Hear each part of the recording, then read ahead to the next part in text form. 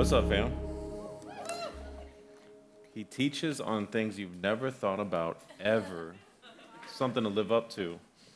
I was like, what could I teach on that you never heard about ever?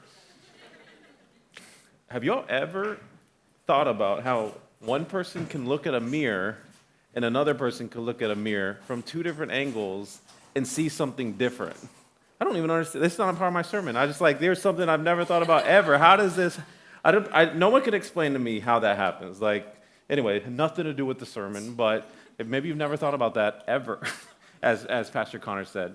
Joking aside, guys, how many of y'all have someone who you have prayed for so many times, you've logged so many prayers, and you've really wished, man, Lord, would you reach this person? I have such a heart for this person. Maybe it's a family member, a parent, maybe even, honestly. It might be a brother or a sister, a close and longtime friend. And it's like when you came to the Lord, and when you came to the Lord, it kind of put a wedge between y'all. Not through friendship, but spiritually, you started going a different direction, and they started going a different direction, and it sometimes distances y'all. Maybe it is even a family member. They're like, look, I love the Jesus thing for you. If you like it, I love it. But I just can you keep the Jesus away from me? I just don't want that for me. It's great that it works for you, but kind of keep it over there. But I believe whoever you pray for most, God gives you a tender heart for them. If you shared about them, especially if you went into depth about that person, you're like, man, they're so amazing. They're so awesome, X, Y, Z, if they could just know the Lord. And any of y'all think of some people that come to mind immediately? Yeah, I've prayed a lot for those people. For me, it was my brother, Luke. My brother Luke, youngest brother, he is a vibe, as you can see in this photo. Think about the kind of confidence you got to have to wear this as your wedding suit. I was like, Lord, look at that confidence. Let's get him on the team. He could lead people to Jesus. If that's what he's doing without you, what about if he was on the team? This bro, I should have got a picture of this. For his cake, they didn't just cut a cake. He got a legit sword and cut it, diced through it. He just is different. He does things his own way. But joking aside, is I want you to think about who is that for you, that you would say, man, I wish this person would know the Lord. And I actually want to give y'all about maybe 90 seconds to turn to your neighbor. That's 45 seconds each, one person talking to one person. Who is it that comes to mind? You're like, man, I just really wish they would come to the Lord. This is who I pray for most. This is who I try to live a little more intentionally with. It's not always easy. Can we just be honest? Sometimes being a Christian with our family is the hardest group of people because we're changing, but they also know who we used to be really, really well. But yeah, who is it for you that you prayed the most for to know the Lord? Turn to your neighbor, 45 seconds each. We'll come back in a second.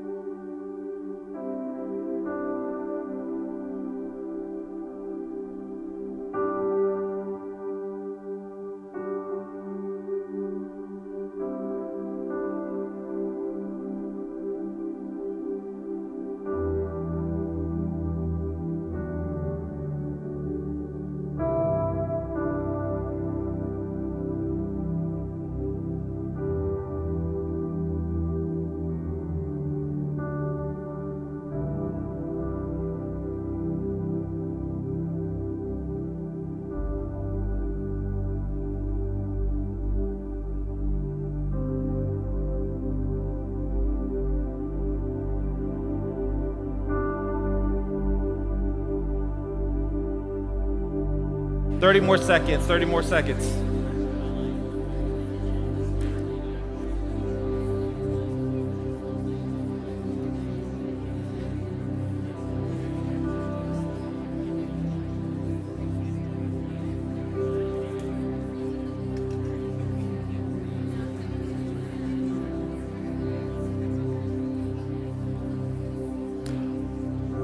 Hey, I just want to thank y'all for sharing with each other. I know it's not easy to always share who those people are for you. I wanted to get a gauge in this room because the enemy has a knack for trying to make us feel like so often, he's like, you're the only one who struggles with this, or you're the only one in this situation, or God has abandoned you. If you haven't noticed, like there's several times in the Bible where the people even will mock Jesus or his people and say, where's your God now? Or why don't you just call God to come and help you? And I think often there's these common struggles that we have community that also are navigating similar things. For example, how many of y'all would say, if I'm honest, it's my mom or my dad, a parent, that you would raise your hand and say, yeah. That's one of the harder ones because it's like you are younger than them, they raised you, and now you're trying to reach them. Who would of y'all would say it's a brother or a sister? Yeah, a lot of us. And then lastly, how many of y'all would say it's a coworker or it's an old friend, it's someone I've known for a long time? Yeah, great. I want to talk about evangelism today, and we're going to be in John 9. Pastor Noah preached on John 10 last week, and a big reason why we don't do John 9 this week, so I love that text, and we really thought it was a perfect text to launch into an evangelistic nature and really opportunity of this week. A lot of people kind of kick the tires on their faith on Easter and on Christmas. This is Palm Sunday. Next week we go into Easter, and there's no one I trust more than Pastor Noah to preach the gospel with confidence and compassion, that if we bring those people to church, which I'll get into it, but if you don't know, 82% of people say that they would go to church if a friend invited them. So 82% of them are like, we are the missing link of getting people to just come back to church, hear from God. But I think next week is a really big opportunity. And so there's going to be a little bit of that story in John 9 with a blind man. But we all have different journeys of faith and how we come to the Lord and how we connect with God. In fact, I don't know about you, but a lot of times I've found Christians don't often think they are evangelists. Another thing the enemy can do is like, he'll say, hey, I know you've become a little nicer since you became a Christian. I know you've become kinder. You open doors for people now, or you say my pleasure, or whatever it is that like your southern hospitality, or I know like someone cuts in line. I'll be honest, I still am not really that good of a Christian when someone cuts in line, but like some people are, like we get nicer or more hospitable, or we will go and serve people, be the hands and feet, but you don't have power in you to reach people. You've prayed 1,000 times for that person and you've seen nothing. In fact, it hasn't even gotten better. It's gotten worse. There's no hope within you. Evangelism's for the elite. That's for Billy Graham, or that's for a Bryce Crawford, if you're familiar with him. That's for a street evangelist on the corner. That's for other people. That's not for you. And so we'll say, for example, how many of us, or if you guys don't mind raising your hand even, because I felt this early in my faith, is how many of y'all would say, I've changed for sure, but I haven't led a lot of people to the Lord? Like, who would say, I've led at least 5 people to a saving relationship with Jesus? Raise a hand. Couple. When I was in my mid-20s, I definitely couldn't say that I did. I would often think, I just don't have the gift of evangelism. There's other people who do. I'm good at other things, but I'm not good at evangelism. Here's what I want to change, is I want to change the way you see evangelism. I want you to leave with a regained hope that God is moving and will move in the people's lives of those who you just talked about. And I believe he will use you in an instrumental way. But my hope is you'll leave with a regained confidence that God is on the move and he is going to move through you. One of the things we do is we often see people as either lost or that's saved, as dead, and then alive, but I do believe there's more nuance to that. For example, I think this is from James Ingle, who created the Ingle scale, and he put people at like, instead of just lost and saved, he put nuance to it, like where are they, or how lost are they, and why are they lost? Why are they far from God? Why is there a Heisman, if you will? My dad's South African, we didn't watch football, but I know there's a trophy called the Heisman, and it does this. Why do they keep a distance from God? And for some, it's like, well, they just don't know who he is. They have no framework for God. They're a -7. There's a guy, Jonathan Pokluda. Some of y'all may know of him or got to hear him at our revival night. I kind of grew up around him for about 10, 15 years. He was kind of been like a big brother in a sense when I grew up in Dallas. I remember getting with him once, and he said, bro, I was just at a coffee shop at our church. He's at a big church, about 4,000 people, and could fit in their auditorium.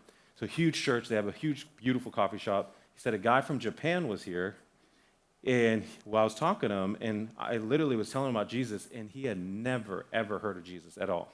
Didn't have any framework for him at all. And I asked him, well, why did you come to this church? He said, no, I just came to this coffee shop. I was wondering why this coffee shop is so big. and he's like, he got the opportunity to tell him about Jesus for the first time. Then there's -6. That's where you start to experience an emptiness. This doesn't mean you think Jesus is the solution. It doesn't mean you like Jesus, but it does mean there's like a realization there's a brokenness in this world. This is not the way it's supposed to be. C.S. Lewis has a famous quote. He was a writer of Narnia and many other good books, but he has this quote where he says, "If I find in myself a desire that nothing in this world can satisfy, then I can only conclude I was not made for this world." It's this understanding, I wasn't made for this. There's something missing that's wrong, and there's got to be something more. We believe that we were made for heaven, that we also, until then, we're supposed to bring redemptiveness, and I even dare say a heaven to earth in some sense through the way that we live and love. And so then you go down to an awareness and interest in Christianity. There's a positive attitude towards Jesus.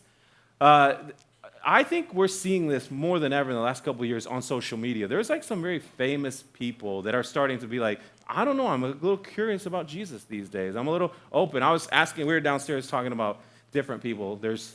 Anyone seen the Shia LaBeouf interview? Or like me, you're like, I haven't seen the interview, but I feel like I've seen the whole interview through all the clips that are on social media.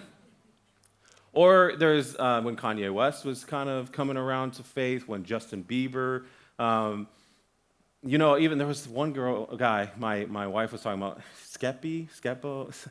Can someone say the name for me? Who is it? Leo Skepi. And apparently he's journaling. He seems to be a vibe, by the way I hear about him. But Leo Skepi just kind of talking about, they were saying, he's like, man, they were saying, I can't impersonate what this guy was like. But it's like he's kicking the tires on faith. Gandhi has a very famous quote where he says, talk about a positive attitude towards Jesus. He famously said, I love your Christ, I just can't stand the Christians. I love your Jesus, but why couldn't they be more like their founder, their Christ? And so this is when it starts changing towards Jesus. Then you start experiencing Christian love. This is a big role that we play. Like I believe being intentional, like we could redeem people's hurt towards the church, redeem people's hurt towards God. And especially in this divided, chaotic world, I believe this is one of the most unique opportunities in this city, especially because there's so many new people moving to Nashville. That maybe was once you. And when you have people who welcome you in, like I believe hospitality is one of the most unsung heroes of evangelism. Hospitality is where the Great Commission and the Great Commandment come together. I heard it recently said this way, is warm is the new cool. Warm is the new kind. Like if you're a warm person, it wins people over in today's world. But you then experience Christian love. That's when people start having an experience with, like, whether it's the hands and feet of Jesus through people, or it's love, it's counseling, it's a listening ear, it's showing up when people are in need. Then you start becoming aware of your own personal need, and you grasp the implications of the gospel. Now, here's why this is kind of going to be important. How many of you have seen evangelists or heard some Christians say to a lost person, they're like, I don't care about this Jesus thing, or get the Bible out of here. And they'll say, dude, don't you know that Jesus died for you? Anyone ever heard that before? They often go to that. They'll be like, Jesus died for you. Well, we need to know, where are they at? Like, do they even grasp the implications of why he would die for them? So I've seen someone say to a lost person, like, man, Jesus died for you. And there's like, I didn't ask him to. I never asked him to die. Why? Don't die for me. Like, they don't understand the implications. Why do they need that? John Mark Comer says there's 3 types of sin. There's the sin that is done to us. Unfortunately, and sometimes that's through family members, that's through people who we trust, that's through people that try to hurt us. So sin is done to us, sin is done around us.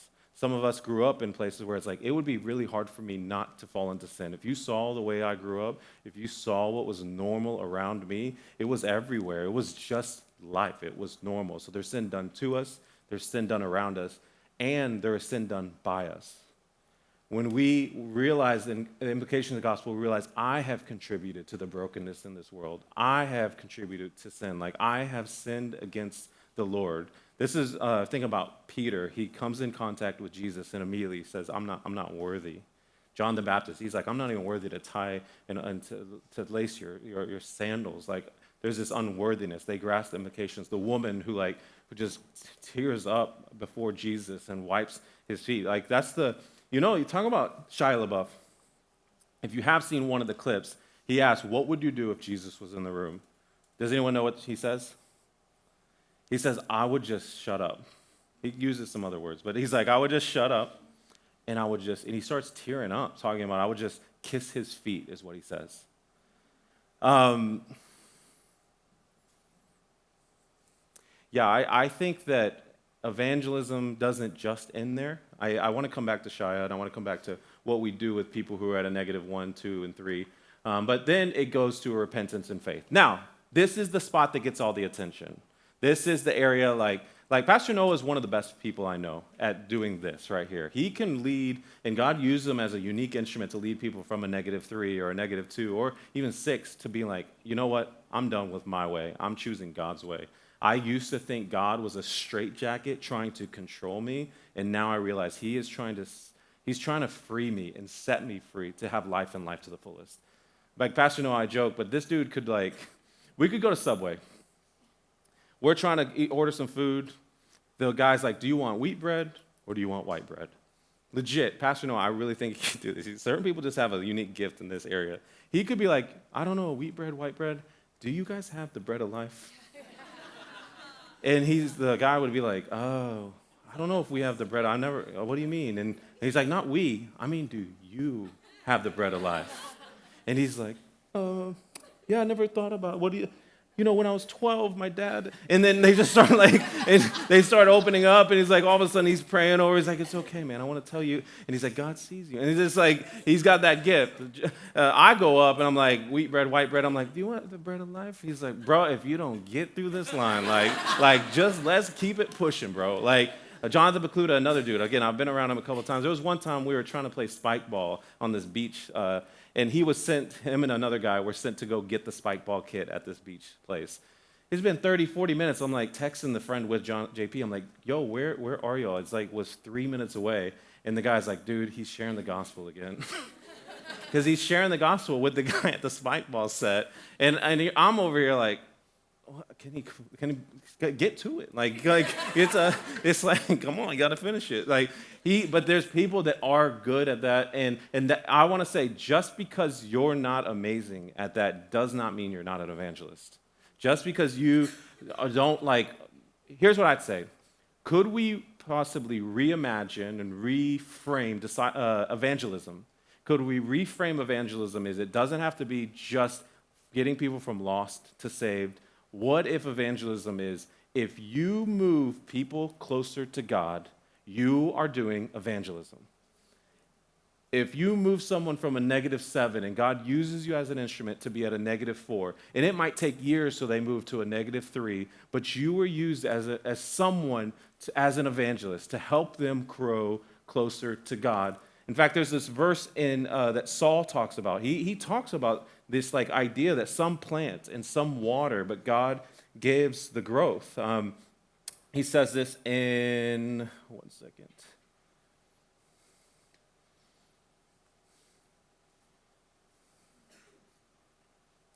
He says in 1 Corinthians 3, I planted, Apollos watered, but God gave the growth.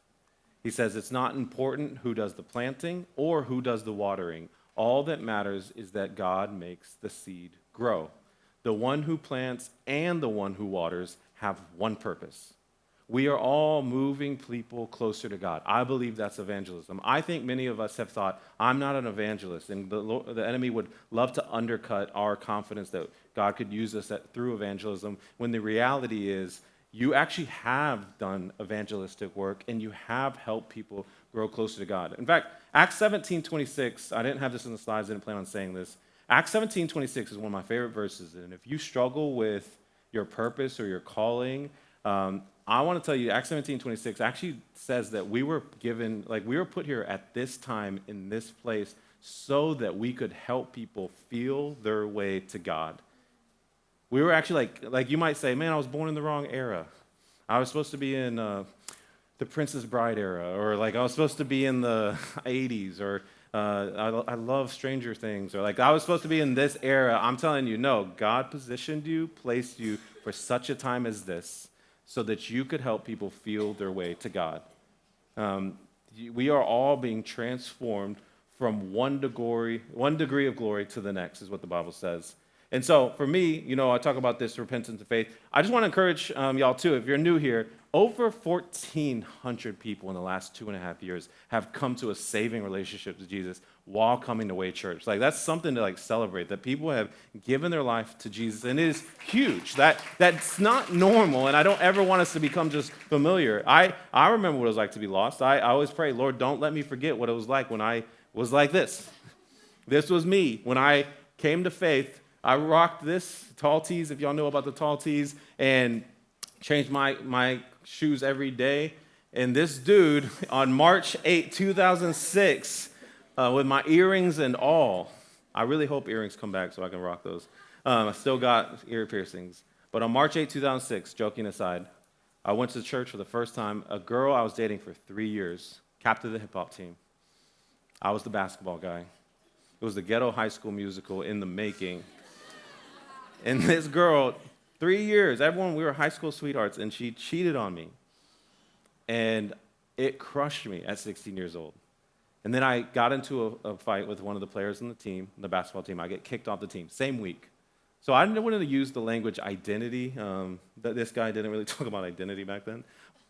But I put my identity, maybe like you, I was striving towards things and putting my identity in the affirmation, attention, and affection of the world or people. And all of a sudden, when I decided finally I'm going to go to church, it was a Wednesday night service, and I gave my life to Jesus. I was like, I would be lying to myself if I didn't give my life to Christ right now. March 8, 2006. So my 20-year anniversary is this month. This month, I give my life to Jesus. I get baptized or waterboarded, whatever that. So, if you're new here, we don't baptize. I don't know. Anytime I see a cloth on someone's face in water, it's usually an interrogation. We don't do it that way. I don't even know what that way was. I was new. I was like, I guess this is normal. But I got baptized. Now, faith doesn't just end when you get saved. So often we focus just on getting people saved, and we don't focus on getting them discipled. And I believe, again, evangelism, Jesus didn't just save people. He discipled. He made disciples. The Great Commission says, go and make disciples. It doesn't say go and make converts. It says go and make disciples. I believe his last words should be our first priority.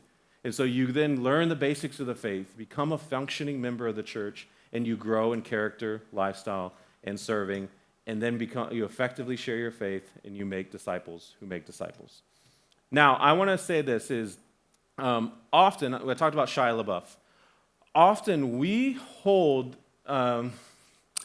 here's what happens is someone new comes to faith, and we hold them to such a high standard, and it's wild. I think two things need to change with this model. One is, I think we need to acknowledge that there's an additional one that maybe needs to be there. Have y'all noticed that there seems to be not just a no framework for God, there's people that are angry at God and hostile towards church or Christians. Now, again, I don't think God's freaking out. I think he's poised and positioned us to navigate this time, to be redeemers and to be people with compassion and truth. And the other one is, I think +4 is in the wrong place. It might be controversial, but I believe +4 should go up. I think some of the best times to share your faith is right after you got saved. I think actually new believers are some of the best evangelists. New believers are some of the best evangelists to the lost and to the found. New believers, they're so, anyone who was super lost, and when you got saved, you're super saved.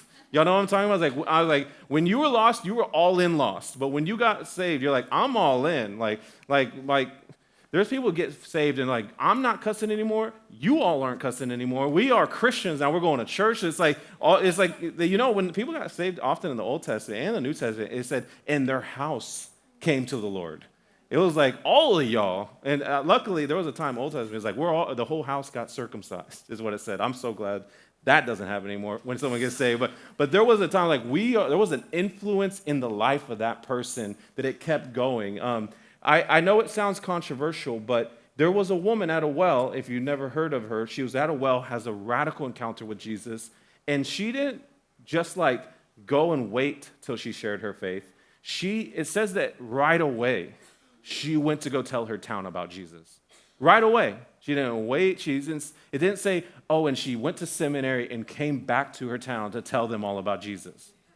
Or she went to a Bible school, or she joined a small group, or she went to Sunday school, or she became a TikTok influencer and then came back to town to tell people about Jesus. No, immediately, same day, went to tell people about Jesus, and then Jesus and the disciples witnessed how the town starts to come to Christ because of her testimony.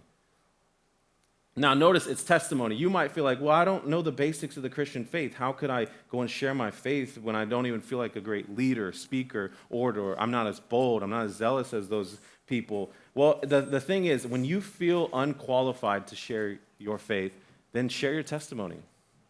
That's what the woman did.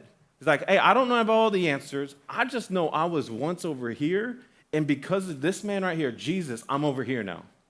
I don't have all the answers, but I know I was here and there. There's this video, I just like it, shares the faith of a young believer who's just reading the Bible, it seems like maybe for the first time. But watch this video real quick. It shows like the fresh faith of a young person. Jesus, please help me. A man cried out his plea. Jesus touched the blind man's eyes, and now the man can see. When was the last time you read the Bible with that type of enthusiasm? Some of us, unfortunately, like we're so familiar with God, we're so familiar with the Word that it doesn't excite us anymore. We're so familiar with church, we don't have this expectation or hunger anymore. We stopped taking notes a long time ago. We stopped listening a long time ago. Like we stopped thinking, I need this a long time ago. And there's a story in the Bible where Jesus goes to his hometown, and it said he did little miracles because they had little faith. They were familiar with Jesus. One of the scariest places to be as a Christian is when you just start becoming familiar. I'm just so familiar. I'm not pushing myself or stretching myself where I have to rely on the Lord. I have to grow. I have to learn. I have to listen. I have to ask questions. When you feel unqualified to share your faith, share your testimony. And I also would say, like the Bible says, we're supposed to be witnesses to all people of what we have seen and heard. So the enemy might say, hey, you're not qualified. I would say, if you're moving people closer to God, you're an evangelist. And if you struggle at sharing your faith, at least share your testimony. There's a lot of things that God's done in your life, and do not let the enemy discount it. In the book of John, there is a story of a blind man. And this blind man is healed by Jesus. Many times we kind of see a story like this. He says, hey, go wash yourself in the pool of Siloam, and you will be healed. So this blind man's healed.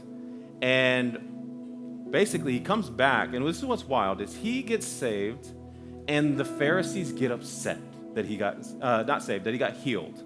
So he gets healed, and the Pharisees are upset. The Pharisees call him in, and they ask him, how did you get healed? Were you actually blind? They literally keep questioning and trying to figure out, is he lying? Was he not actually blind? He says, yeah, I was blind, and now I can see. They ask him, well, who did this to you? And they're trying to figure out, what do you think about the guy who saved or healed you?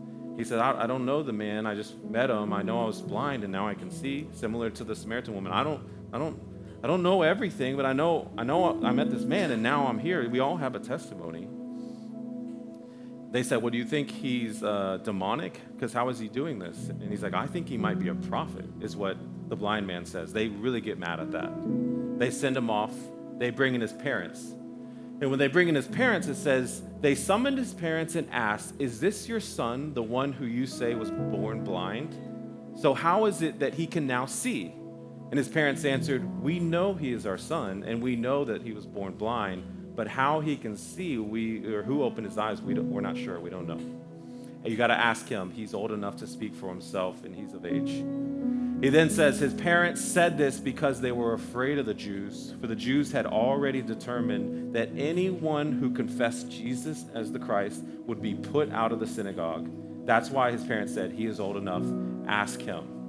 Here's what's crazy. When Asbury happens, it attracts two types of people. There's Christians that get so excited globally traveling to go see Asbury, and then there's people that get so judgmental, like that is not revival. When SCU happens and people worship for 10 straight days, people get so excited, and then there's people that get so frustrated. When this guy gets healed, there's people that are like, isn't this the guy that was blind? How is he seeing now? And they're excited. And then there's others that are like frustrated. I want to come back to this. You know, what's interesting is Shia LaBeouf has his experience. Justin Bieber has his experience. And we hold these people sometimes, while they're in a -3, they're like starting to have maybe even a -4 positive attitude toward Jesus, and we're judging them at a +4, +5. Do y'all know what I'm talking about? We'll see someone lost get found, someone moving closer to God, and we become a stumbling block. Like the Pharisees, we become judgmental sometimes. We start saying, well, they're not doing this or doing that. I wonder if we can sometimes be pushing people away from God instead of being the instrument that moves them closer.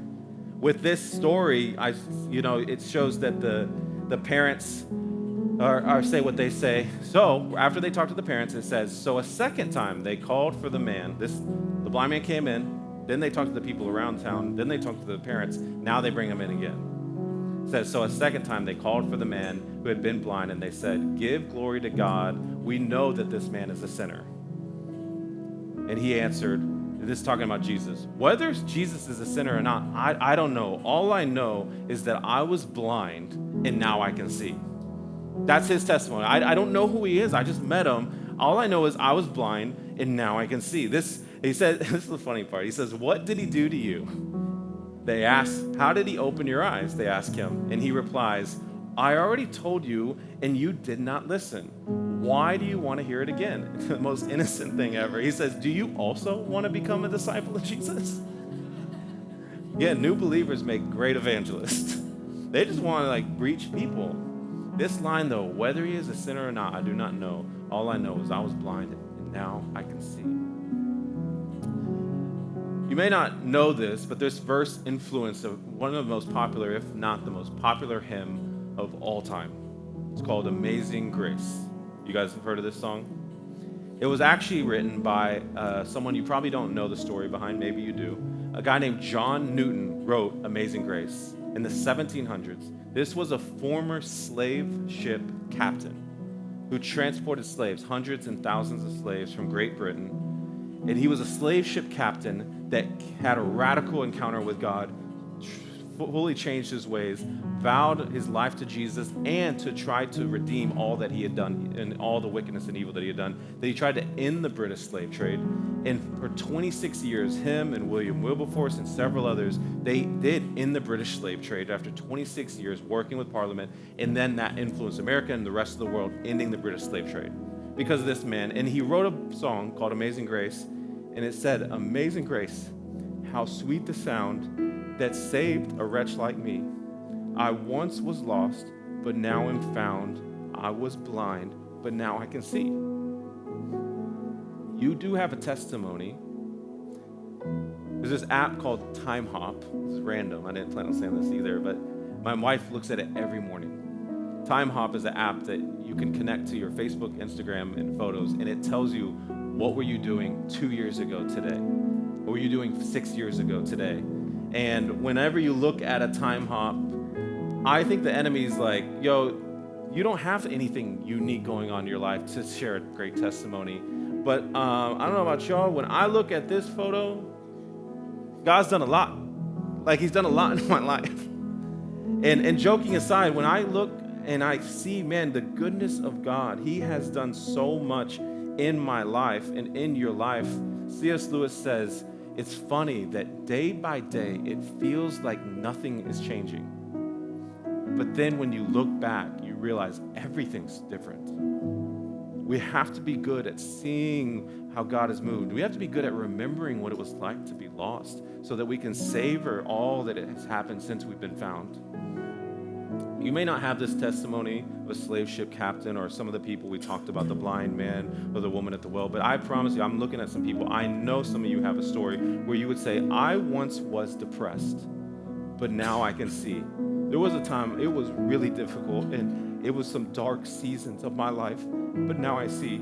Or I once was addicted, I was stuck, and God is transforming my heart and freed me and moving me a whole different trajectory.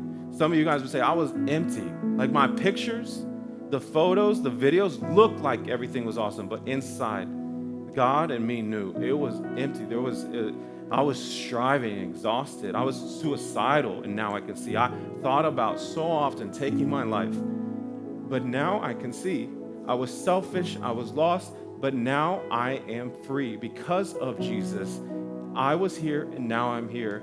And so I want you guys to give a moment to pray for each other, because there's such an opportunity to pray for each other here, because God does move over time, and we got to be better at seeing it. You know, I talked about my brother. I invited him to church here. I invited him to live with us for a season. Me and my unbelievable wife, him and his family lived with us, invited him to church. He came to the Lord while joining Way Church. Like, I got the privilege to baptize my brother and to be a part of his journey. And they actually moved into this house with us. And it's an old 100-year-old home.